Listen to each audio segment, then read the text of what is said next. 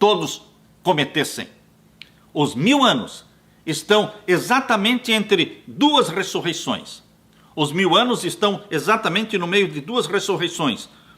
Os 1000 anos começam na segunda vinda de Jesus, quando ocorre a primeira ressurreição, que é a ressurreição dos salvos, que ressuscitam glorificados. E juntamente com os salvos vivos, transformados, são arrebatados para o céu. Isso acontece justo na segunda vinda de Jesus, no começo dos 1000 anos. Mas os restantes dos mortos, que são os ímpios, eles vão participar da segunda ressurreição, que será no final dos 1000 anos.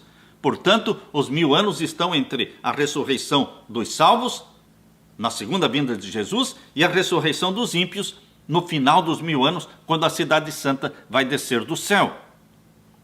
Nós lemos em Apocalipse, capítulo 20, verso 4 e verso 6. Apocalipse 20, verso 4 e verso 6.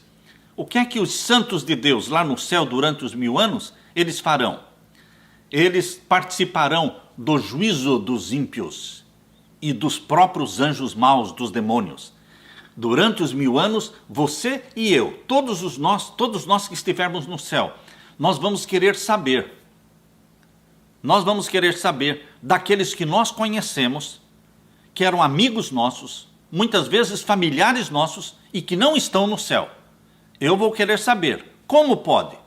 Eu tinha certeza, você vai dizer, eu tinha certeza que o fulano, o ciclano, aquele meu parente, aquele meu amigo, eu tinha certeza de que ele estaria salvo aqui no céu. E por que ele não está aqui? Eu quero saber. Todas as pessoas vão ter 40, 50 ou 100 nomes? 40, 50 ou 100 nomes que eles vão ter interesse em querer saber por que estas pessoas não estão no céu, por que não se salvaram. Por isso, queridos, durante 1000 anos, a Bíblia diz em Apocalipse 20, verso 4, que nós vamos estar assentados em tronos para participar do julgamento daqueles que receberam o sinal da besta. Vamos ler então Apocalipse 20, verso 4. Vi tronos, e assentaram-se sobre eles, e foi-lhes dado poder de julgar. Nós vamos poder julgar todos os que se perderam, e até mesmo os anjos maus. Julgar no sentido de esquadrinhar a vida deles, julgar no sentido de participar da pena, determinando a pena que eles irão receber no final dos 1000 anos. Porque no final dos 1000 anos, os ímpios que vão ser queimados no lago de fogo e enxofre, queridos, isso não vai ser igual para todo mundo. Não vai ser igual para todo mundo, porque os ímpios não pecaram todos de igual maneira. Alguns pecaram mais, outros pecaram menos, e o pai do pecado, que é Satanás, é o que vai ser queimado por mais tempo, que vai sofrer mais. Então a pena, a intensidade da pena, ela é determinada e ela é dada durante esse período dos 1000 anos que o povo de Deus está no céu participando do juízo dos ímpios. Satanás e os anjos maus serão julgados também. Paulo diz na primeira carta dele aos Coríntios, primeira carta de Paulo aos Coríntios, capítulo 6, verso 3. Paulo diz: não sabeis vós que havemos de julgar os anjos? Nós vamos participar do juízo dos anjos, dos demônios. No final dos 1000 anos, Cristo volta novamente para a terra, mas agora ele vem com a cidade santa, a Nova Jerusalém, e todos os salvos com Jesus Cristo. Queridos, quando Jesus Cristo descer no final dos 1000 anos, ocorrerá a segunda ressurreição, que é a dos ímpios. Por isso que diz em Apocalipse 20, abra sua Bíblia, Apocalipse capítulo 20 e o verso 5. Apocalipse capítulo 20 e o verso 5 diz assim: mas os outros mortos não reviveram até que os 1000 anos se acabaram. Todos os que não participaram da primeira ressurreição vão participar da segunda. Mas os outros mortos não reviveram até que os 1000 anos se acabaram. Então, queridos, descendo do céu, Jesus Cristo, com a cidade santa, no final dos 1000 anos, é uma descida triunfal com grande majestade. Ele então ordena os ímpios que ressuscitem para receber a condenação. A condenação. Porque João capítulo 5, verso 28 e 29, fala que existem duas ressurreições, a da vida eterna e a da condenação. Isto está também, queridos, revelando que você pode escolher estar vivo. Se você estiver vivo na segunda vinda de Jesus, você será transformado para imortal. Mas se você morrer, você pode escolher em vida. Você pode escolher em vida que, caso você morra, caso eu morra, eu vou participar da primeira ressurreição. É uma escolha nossa. É uma escolha nossa aceitarmos a Jesus como Salvador.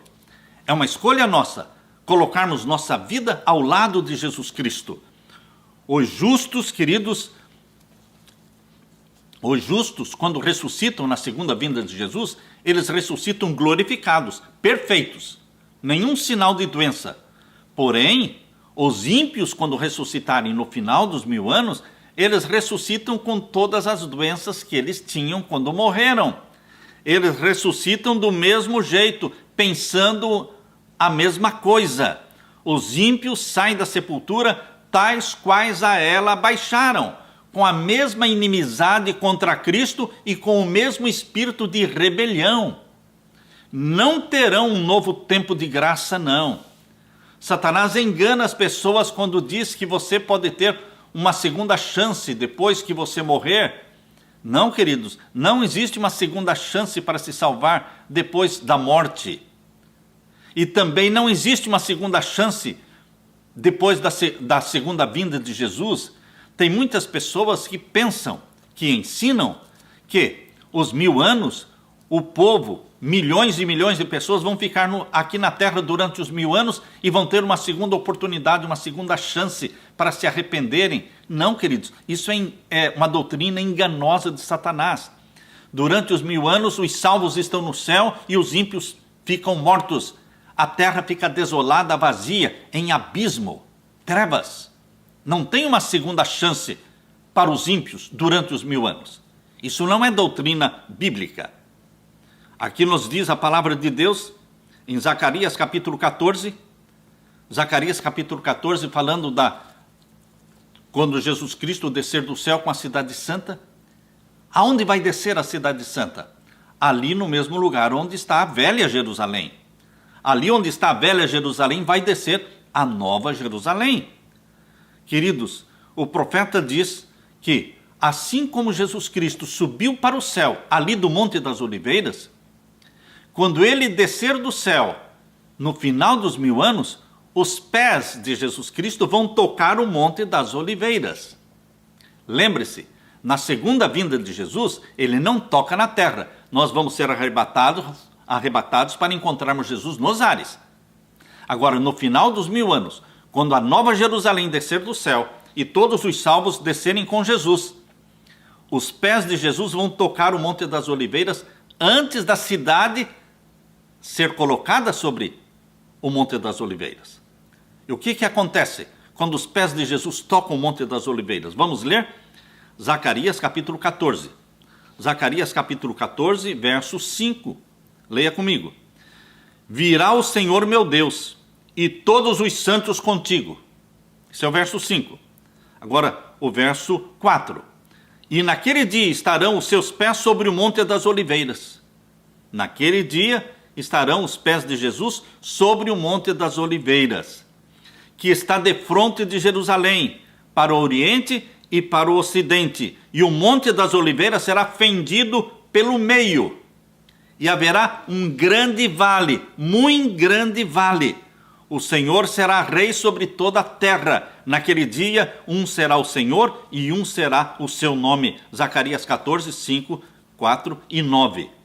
Descendo do céu a nova Jerusalém, em seu deslumbrante resplendor, ela repousa sobre o lugar purificado e preparado para recebê-la.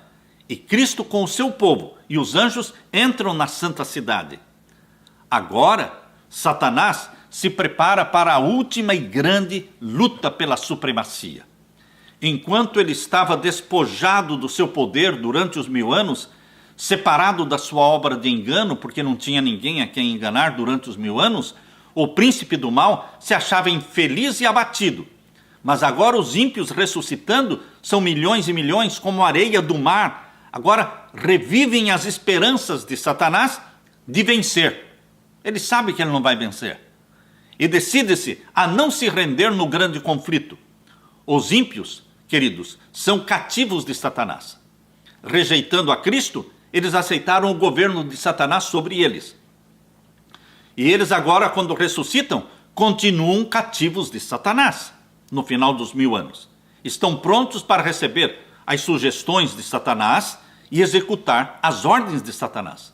Satanás opera maravilhas para apoiar as suas pretensões, faz do fraco forte e a todos inspira com seu próprio espírito e energia. Satanás propõe